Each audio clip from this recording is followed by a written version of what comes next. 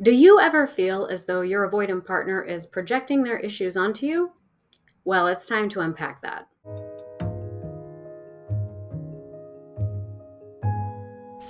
Now, most people would agree that avoidant partners typically respond defensively in emotionally charged situations. When projection is the primary defense they're using, it can look like blaming their partner for their own insecurities, accusing a partner of harboring feelings or behaviors that they themselves are expressing, or interpreting their partner's actions through a lens of their own unresolved issues. When this happens, people might assume that their partner is trying to criticize, gaslight, or control them. But the reality is, avoidant partners are actually quite emotionally fragile and vulnerable. Think of it like a game of hot potato.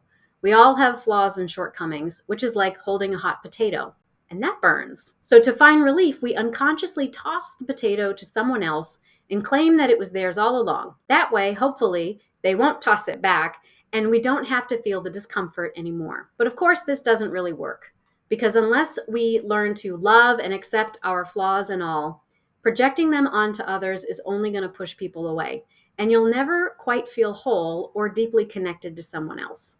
The good news is, when we learn to love and accept the worst version of ourselves, that's when true healing happens, and we finally make space for the best version to just show up. This is when relationships can radically transform from full of conflict and push-pull dynamics into stable, loving, and reciprocal relationships. But in order to do this, we need to be able to recognize the role that projection plays in insecure relationships so we can find out the underlying unmet emotional needs that require acknowledgement. So in this segment, we're going to tackle this topic by looking at a definition for psychological projection and how it functions. We're also going to look at 3 different examples of projection, including villainizing, catastrophizing, and emotional reasoning. This utilizes projected introjects and black and white thinking. Finally, I'm going to walk you through my 3-step framework for healing detrimental defense coping mechanisms like projection, which structures the curriculum for my popular Attachment 101 courses.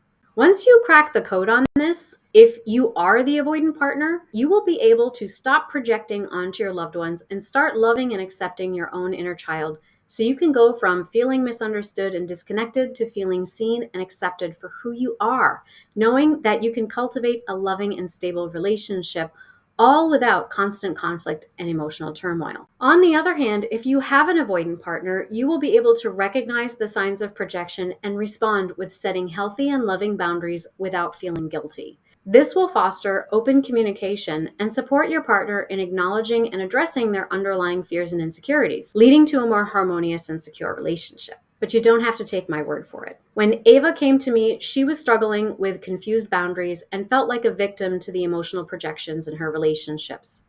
Despite her great intellectual understanding, she still experienced emotional disconnection. After taking my course, she discovered how to feel and process her emotions through experiential activities and felt more deeply connected to herself, trusting her own emotional resilience.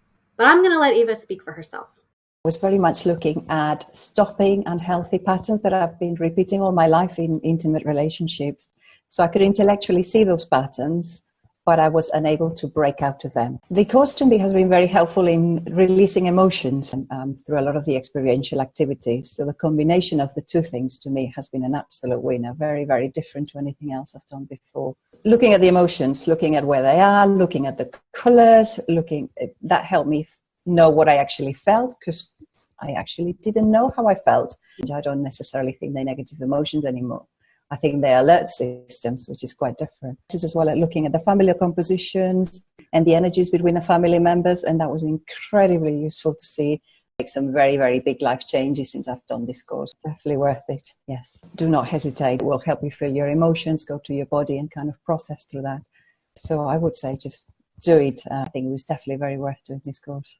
Now, if you'd like to experience results like these, you can check out the link to my Attachment 101 courses attached to this video. When you click on the link, it will take you to a brief, quick and easy 4-question quiz.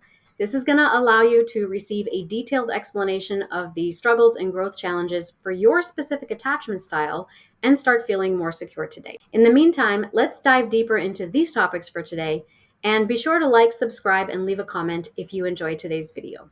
Now, before we can get into the different types of projection, we need a deeper understanding of the emotional fragility that projection indicates. Because here's the truth about projection and how it functions. First, projection is a defense mechanism where individuals attribute their own unacceptable thoughts, feelings, or motives to someone else. This often occurs unconsciously as a way to avoid confronting or dealing with undesirable aspects of ourselves. In relationships, projection serves as a defensive function to protect the individual's self image and reduce internal anxiety.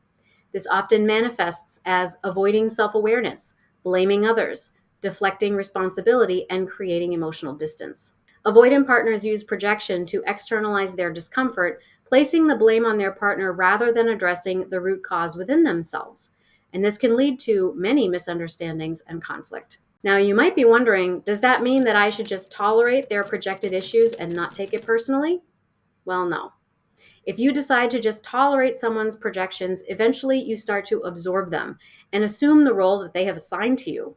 You might even start believing that you are what they say you are, which makes you feel confused about your identity and start questioning your right to need and want things for yourself. But it doesn't have to be this way.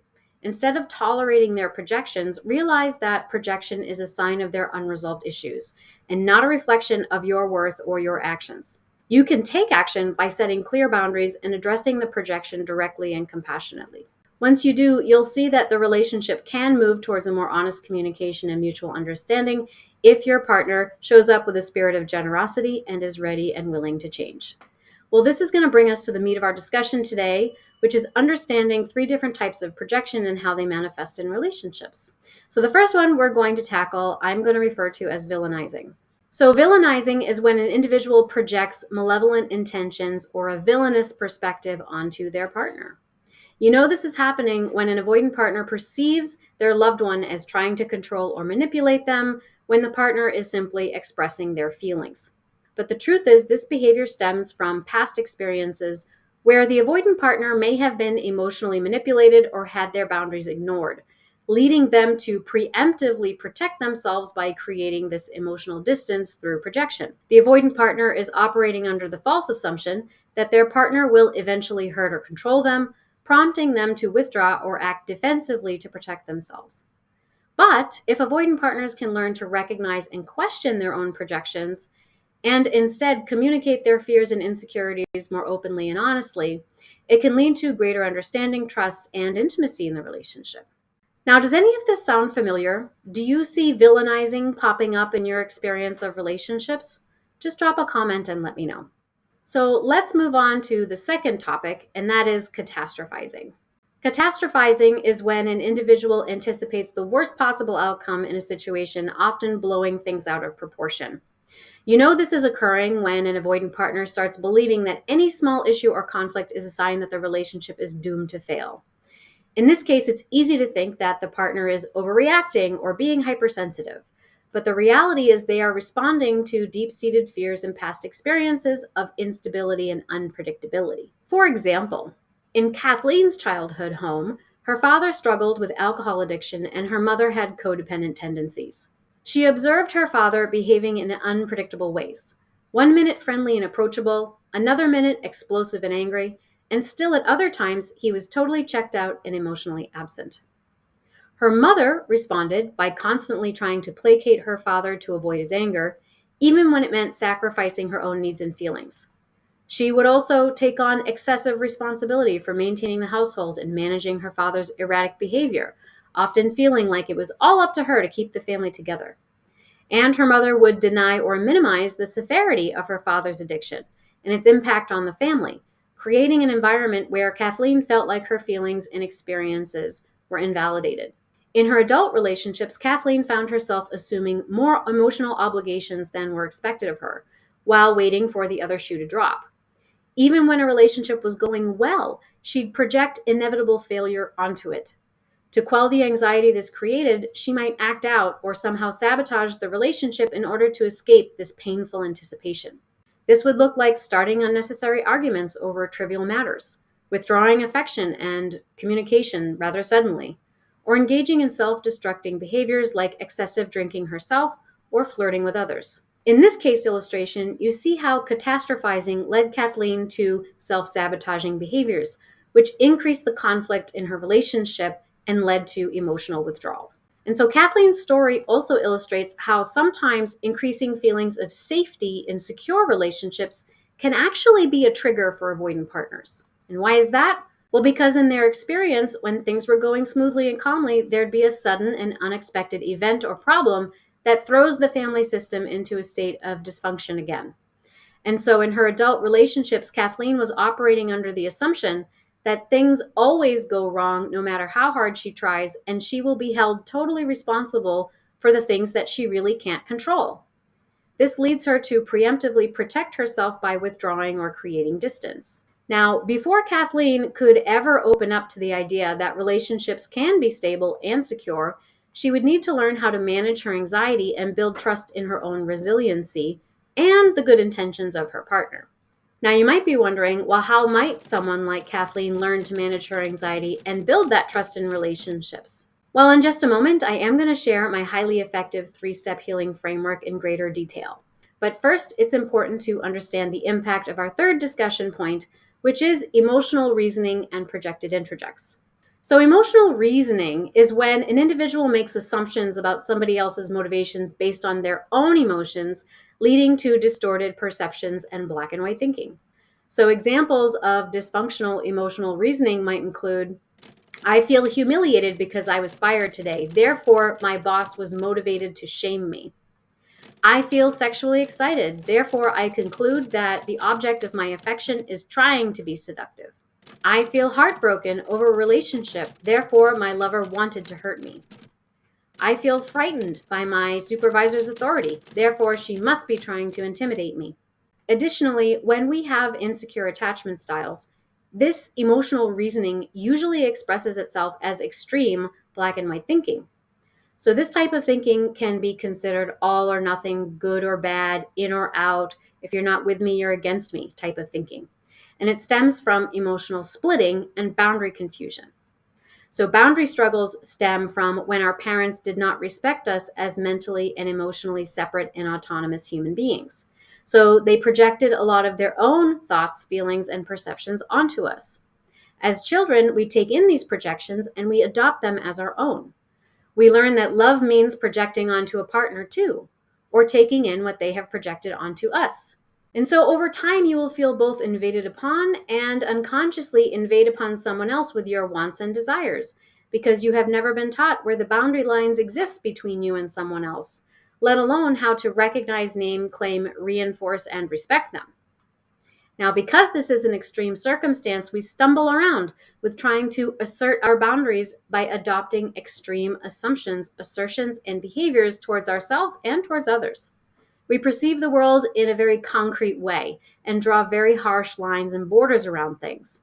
It also means that we find things like ambiguity, duality, doubt, uncertainty, or unanswerable questions absolutely intolerable because they create tremendous anxiety. So, for example, if you don't want to sleep with me now, you must find me repulsive. If you don't want to commit to me in this instant, you never will. If you break up with me because things aren't working out, it means you never loved me at all and everything we shared doesn't count. And so in a relationship, this can lead to a lot of conflict, misunderstandings, and emotional withdrawal. This type of black and white thinking can also lead to what are called projected introjects. In other words, we take on the role that our partners assign to us based on their internal drama. For example, let's say in an anxious state, a jealous partner demands the password for their spouse's devices. This distrust projects a negative characterological assumption: you are a cheater, onto their partner, which makes their partner feel falsely accused, unsafe in the relationship, and as if they cannot do anything right. The accused partner then becomes angry as a defense against feelings of failure, rejection, and helplessness. Over time, they decide, you know what, I might as well just do what I'm being accused of anyway, since they're already punishing me for it. And so now the identity of the cheater has become introjected. The partner has absorbed this idea and assumed the projection for themselves. Similarly, let's say an avoidant partner anticipates that eventually their lover will become anxiously demanding and invasive. And so to head off that possibility, they prematurely withdraw from the relationship without warning or any clear explanation. And so this is very confusing and winds up inducing tremendous anxiety and confusion in their partners. And that leads to feelings of desperation and being demanding of answers. And so then the avoidant partner thinks, see, I knew this would happen all along. I was right. And so, in order to turn this around, the avoidant partner has to realize that their partner's desire for closeness is not a threat, but instead an opportunity for deeper connections. That will finally allow them to stop reacting with fear and withdrawal and start engaging in open communication and vulnerability, which leads to healthier and more fulfilling relationships. So, what would that look like? Well, let's go back to our case example. When Kathleen operates from a place of villainizing, catastrophizing, and emotional reasoning, this compels her to react defensively, withdraw emotionally, and make negative assumptions about her partner's intentions. This perpetuates painful patterns in relationships because it dismisses important feelings and capacities for empathy and understanding. It ignores the fact that love and relationships require mutual effort and vulnerability, and it prevents the healing process and the development of deeper, more secure connections. However, if Kathleen can adopt the attitude that her partner's actions are not inherently negative, but opportunities for growth, she can learn to communicate openly and set healthier boundaries. And that makes positive, stable relationships possible. Now, let me know if this sounds good to you. And make sure to give this video a like and drop a comment below so that I know I'm on the right track here. Okay, so what is the solution? How might someone like Kathleen learn to communicate openly, manage anxiety, and build trust in both themselves and in their partner? Well, this is where my highly effective 3-step framework for the romantic journey and my Attachment 101 courses comes in. So my Attachment 101 courses are designed specifically to decode your attachment style and cultivate a loving, secure relationship while embracing both passion and personal freedom and love in only 7 lessons. So the 3-step framework for the romantic journey structures the curriculum for this course. And it takes successful, conscientious individuals on a journey from self-doubting and conflicted to confident and assured, all without years of talk therapy or sleazy gimmicks. Now, in the first phase of this framework, I call it the exploring phase. And students, just like Kathleen and Ava, are usually struggling with codependent patterns, overwhelming emotions, and negative thinking, caught in unending projections. They are wanting to feel more secure and understood in their relationships, but what they need is to recognize that transforming their coping strategies requires building a new and more effective emotional vocabulary. And so in my Attachment 101 courses, we address this challenge in the first phase by teaching you how to recognize and transform things like activating, deactivating, and secure coping strategies. We teach you how to build this emotional vocabulary using art therapy techniques, and we show you how to get your needs met through positive action language and a 5-step formula for communication. Now, the second phase I call the discovering phase, and students are typically pretty happy to have achieved some emotional recognition and to be building their vocabulary, but they're still struggling with transcending past wounds and establishing some mind-body safety. They also want to cultivate healthier relationships, but what they really need to do first is harness the strengths of their unique attachment style and release trauma from the body. So we address these challenges in the second phase by focusing on decoding emotional subtleties. We also look at conceptualizing emotions as charged to help us understand these ideas about emotional regulation and controlling triggered episodes. And so by the end of this phase, you feel more emotionally regulated and less reactive. You understand the dynamics of your relationships better, and you begin to heal past traumas that impact your body and your current relationships. Now, in the third phase, I call this the loving phase. And when students arrive here, they're feeling more confident and emotionally connected now that they can communicate effectively and regulate their nervous systems and their emotions more effectively. But they are still struggling with advocating for their needs and priorities while feeling worthy of love. So they're wanting to give and receive love without insecurity, but what they need to do is install more empowering beliefs and amplify their loving energy in their lives, accepting that they don't need to eliminate their insecurities in order to become more secure. And so we address these challenges in the third phase by clarifying 12 dimensions of compatibility and love with a compatibility assessment. We script 2 high-impact core belief statements and extract your spirit-based desires from ego-based fears. And we also create a focus wheel to reframe limiting beliefs and stop automatic negative thinking for good. And so by the end of this phase, you feel more confident and self-assured in your relationships. You have a clearer understanding of your compatibility and your core values and love. And you also experience deeper, more secure connections with a partner or potential partners. But you do not have to take my word for it. I want to share some success stories from folks that have taken my courses and seen results. I found myself still in relationships, repeating similar patterns over and over. It turned out to be an anxious avoidant trap. I didn't want to see it. I wanted to see that I was a romantic. The course has helped me to get really clear about the different attachment styles, which I wasn't really aware of before. Not only that, but unlike talk therapy, it gave me the techniques and tools to break that cycle. It was worth it, absolutely. It really does make progress, real progress, not just intellectual progress. I have found I have more confidence. In 2 years, I've gone from anxious attachment to secure attachment, and I'm just really proud of that. It's always me, just with less anxiety. Now I'm in a secure relationship for about 6 months with a wonderful man. And what you gain, you cannot put a price on. You changed my life. Now, if you would like to experience results like these, you can click the link attached to this video and take the attachment styles quiz. You will be taken to a quick and easy 4-question assessment, and this will allow you to receive a detailed explanation of the struggles and growth challenges for your specific attachment style. There will also be a special offer available. Now, with that, let's wrap up this video with some final thoughts. Psychological projection is a defense mechanism where individuals attribute their own unacceptable thoughts, feelings, or motives to someone else. Most people assume it's because the person is trying to criticize, gaslight, or control them because it looks like blaming their partner, accusing them of feelings or behaviors that they themselves are experiencing, or interpreting their partner's actions through a lens of their own unresolved issues. But the truth is, avoidant partners are actually quite emotionally fragile and vulnerable.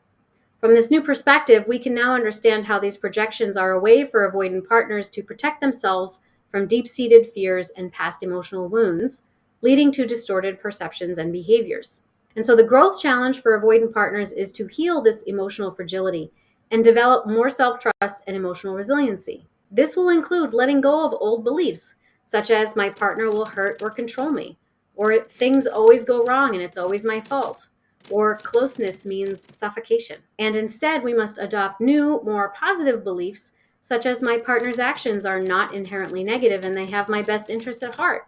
I can communicate openly without fear, and a secure relationship is possible. Now, these new beliefs open up the possibilities for a healthier, more fulfilling relationship without constant conflict and emotional turmoil. Now, I want to assure you, avoidant partners are not fundamentally mean or uncaring.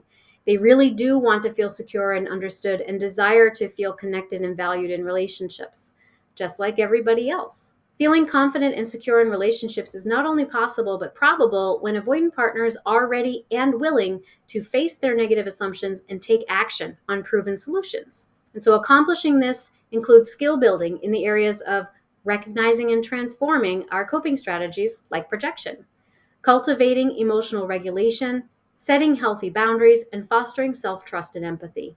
Now, my 3-step framework for the romantic journey holds your hand every step of the way through these growth challenges using a multimodal and experiential approach in my Attachment 101 courses. To learn more, you can click the link attached to this video and sign up for the Attachment Styles quiz, which will provide you with a detailed explanation of the strengths and struggles for your specific attachment style and help you to start feeling more secure today.